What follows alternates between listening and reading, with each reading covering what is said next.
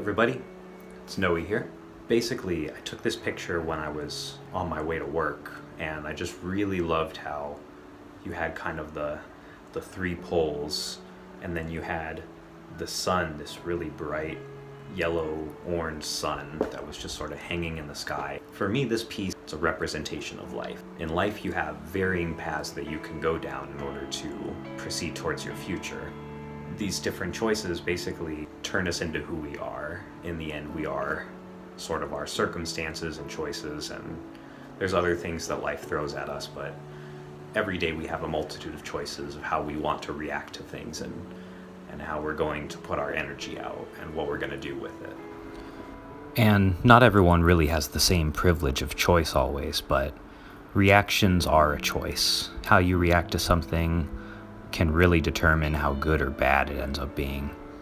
And sometimes things get in the way, but the best you can do is just really try. Try to control your reactions, try to see positivity in situations, but recognize when it's just not worth it. On the left-hand side, the path shows kind of a gated area. It almost looks like it's restricted, or like no one's really allowed to go in there. It's a silver gate, but the bars are stained green in order to look like they're surrounding. So this can be a pathway where the difficulties are obfuscated. They might be obvious, or they might be a little bit more hidden, and you don't really initially discover them until a bit later down the road after you've already gone through some difficulties just to get there. So it's a difficult path. It's a path that only the most persistent person is going to be able to manage to overcome. In the middle path, we have kind of the most mainstream path. It's just the sidewalk. So this is a path that is well established. It's already laid down. Basically, if you go down that path, as shown in the picture, there's some bushes and trees kind of obscuring the path a bit. It's a little bit hidden, but for the most part, it's a set road, and you know where it's going to go. You know how it's going to proceed. Whoever was there laid down those foundational bricks, so it'll be a more or less straightforward path. The final path is going to be the path on the right, which is basically the road. And the road is something that is steeped in the unknown. It's dripping with possibility, and it's wide open, which means it's more dangerous to travel, but at the same time it's going to offer the most possibilities. There's something about it that will allow you to choose what direction you want to go. Roads meet up, they go in different places, there's crossroads. At some point there's going to be other paths diverging that you can make the choice to go onto. So this is a dangerous path, but possibly very enriching. This is a path of discovery, chance, and adventure. So I chose sort of an amber and gold for the road to show how enriching it can be, and in that way it's dangerous, but also inviting.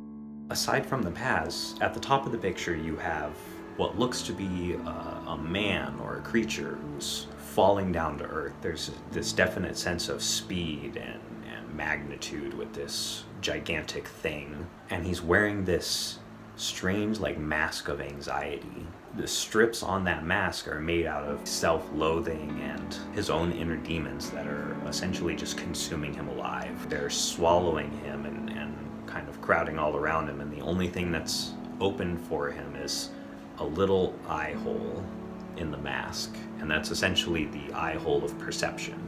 It's everything that we're taking in from the outside world that's filtering through. It's all filtered through our perception, and it's a very small window into the actual world. Through our senses, we really drink in all the stimuli. To the right of his head, there can be seen the light, and this is kind of a revelation or some kind of an impact, whether it's emotionally or mentally. Some kind of an impact is occurring. Also, something that I found after I had completed the picture, I realized the figure's kind of both in the foreground and in the background. So because he's hovering at the forefront of the composition, he really does feel like he's this kind of immediate threat. He feels like a very imposing force. But at the same time, because of the perspective of the street poles, it sort of feels like he's almost like a gigantic moon or meteor that's so close to Earth and is just sort of beyond mental comprehension for just how large it is.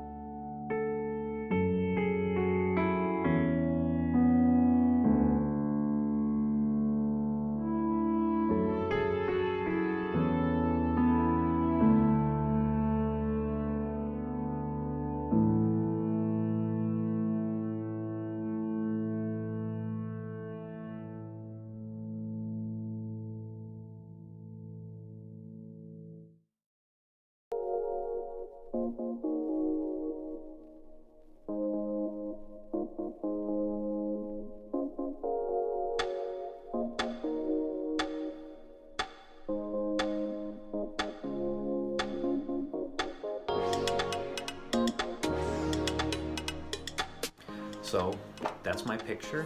I hope you enjoyed it. That's my latest one. I'm working on some other videos, more art videos, hopefully more board game videos. I have a video unboxing that I'm working on for the Fallout Atomic Bonds expansion that I really think that's a great expansion. So hopefully I can give some of my thoughts after the unboxing as well. But that's my piece, and I hope you enjoyed it. If you liked it, please give me a like down there. It really helps out as far as I've been told from the algorithm, so any help there is great. If you want to see more of this kind of content, please subscribe. It's free for you, helps me out a lot, and I love knowing that people are getting the chance to check out this content.